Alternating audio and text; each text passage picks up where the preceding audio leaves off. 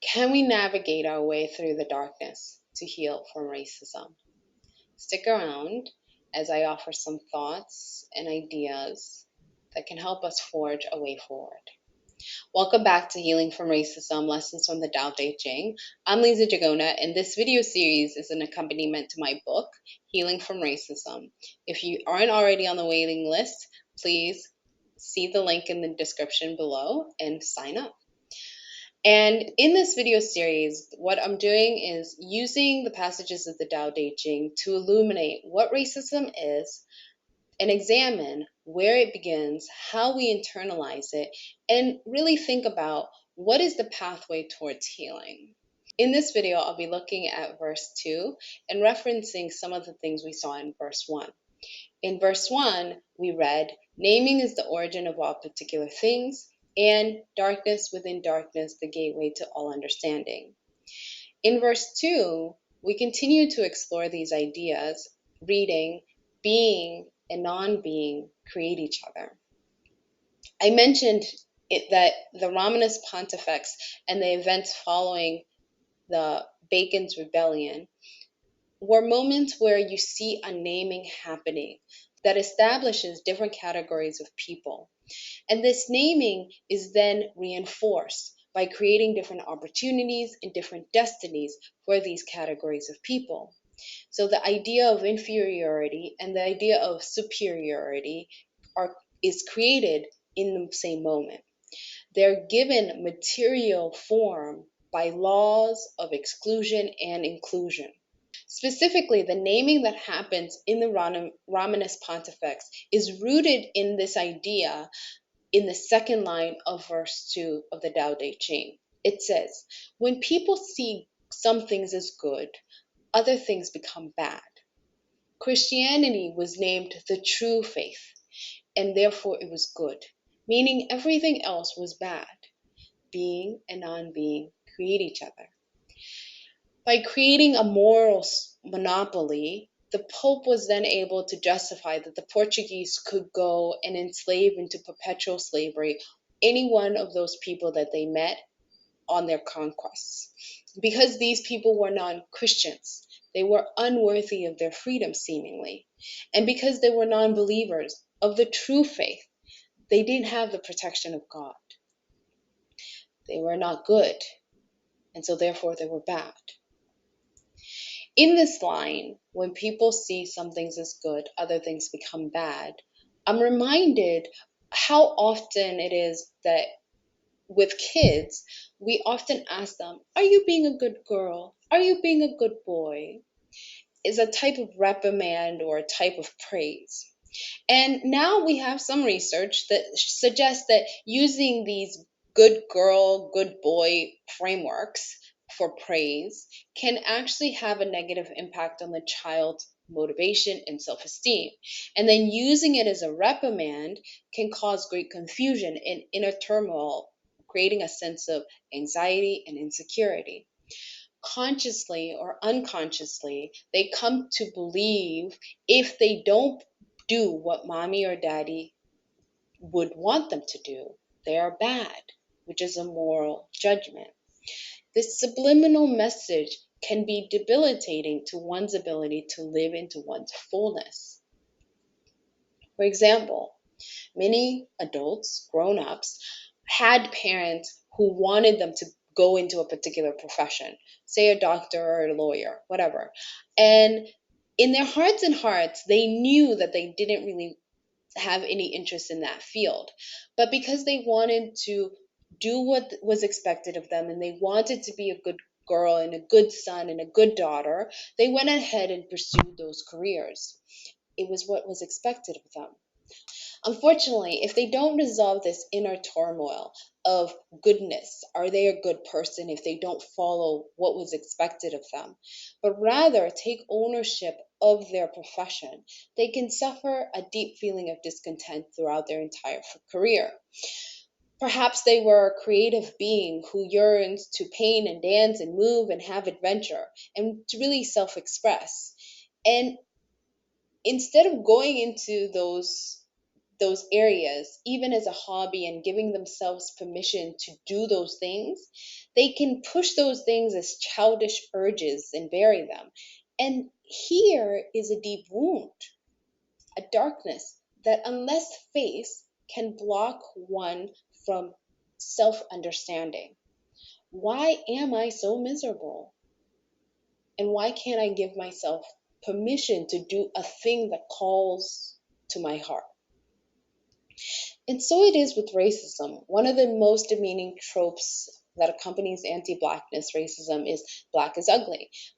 Black people have suffered for centuries from all sorts of dehumanizing depictions, slurs, imagery that portray them as evil, ugly, subhuman, etc. And this imagery has had a negative impact on self esteem and provokes great anxiety, both for white people and Black people. Out of this naming to create something ugly arises affirmations from Black people for Black people. Like a phoenix, Black resilience self affirms. Sayings like Black Lives Matter, Black is beautiful, Black power, I am a man. These are affirmations that come from a people who experience forces in the world that want to make non being and being non being. The affirmations declare that these ideas floating around, that Black is ugly, Black is lazy, Black is insignificant, are not true. And by so doing, they also point to something that has not been allowed to be true. These affirmations by and for Black people arise from a deep knowing, let alone beautiful and ugly, which are superficial things. But the deeper truth is you are in fact complete, whole. But these statements come into being because something in the experience, something in the environment puts the very wholeness of one's being into question. This questioning threatens to make one a non being. And so these affirmations by Black people, for Black people, are designed to help you remember who you are, what you are, and from whence you come. They are an assertion of a freedom that cannot be bound. In the case of Black Lives Matter, the rebuttal, all lives matter, is ironic. There's a conversation that's happening here, but nobody's really listening because everybody's trying to be heard. Offering up all lives matter as a retort to Black Lives Matter reveals a deep fear. White people do not want to be called out or excluded, no more than Black people want to be called out or excluded. Everyone wants to exist in wholeness because deep down within each of us, we sense our wholeness, regardless of our race, our ability, our gender, our appearances. We all want to be because we feel that we are. Racism is a misadventure to conquer others. And further down on verse 2, there are warnings that we have missed on this misadventure to conquer others. And I say we because this applies to many relationships. The relationship between men and women, adult and children, different clans and tribes, ethnicities, different religions, all sorts of things. But it says, the master has but does not possess, acts but does not expect. When her work is done, she forgets it, and that is why it lasts forever. This verse is providing a warning and counseling. In the Tao Te Ching, the master is one who is in harmony with the Tao, which is the source of all existence. Ostensibly, each of us can become a master by striving to live in accord with the Tao. So you can work towards mastery. In this passage, we see the mistakes that cause us great problems. Racism is nothing more than a tool to control. It is a tool used to possess others. This desire to control arises from an expectation that I can command and demand that you produce whatever it is that I expect when I want and when I need it. And if you don't, then the wrath of God will be upon you. And so racism is something that comes out of a need to possess, a need to control others. But unfortunately, there's nothing more stressful than trying to control another being. And when you use force to control others, you create an insecure environment, not only for the other person, but also for yourself. You live under constant threat, consciously or unconsciously. You know that force begets force. And so, under these conditions, life becomes full of strain and ulcers because you're constantly having to be on guard. And the only way out of it, like really out of it, not superficially with more manifestations, but the only way out of it is to recognize the misstep and say enough is enough. It's remembering that it is possible to work with others in a way that doesn't require you to create a threatening environment. For example, in the sake of collaboration and cooperation. These are arrangements that are rooted in mutual respect, where we harmonize. I do my part, you do your part, and we combine our efforts together and we create something bigger than the individual contributions. But the moment the one tries to control and manipulate, the relationship begins to strain and crumble. It falls out of harmony. Relationships that are based on disharmony atrophy. Another line in verse 1 builds this concept out. Free from desire, you realize the mystery. Caught in desire, you see only the manifestations. Yet mystery and manifestations arise from the same source. Within the darkness is both mystery and manifestations. Racism is a manifestation. It's an illusion.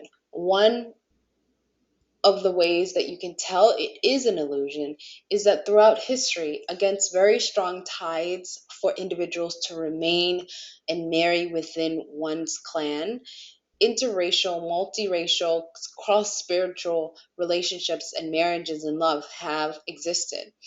If racism was real, these relationships could not be.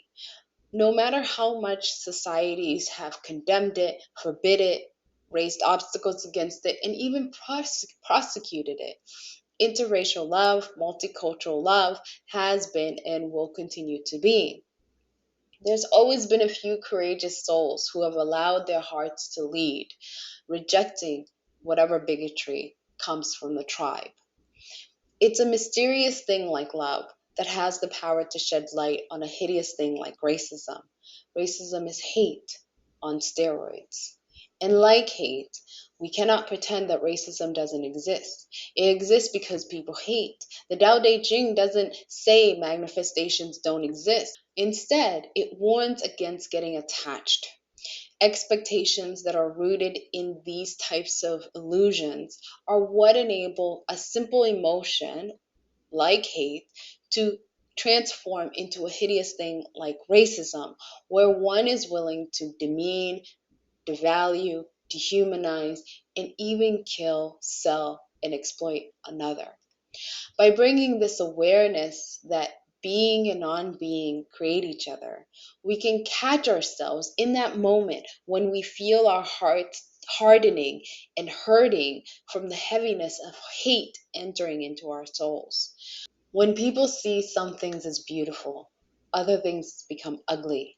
When people see some things as good, other things become bad. Being and non-being create each other.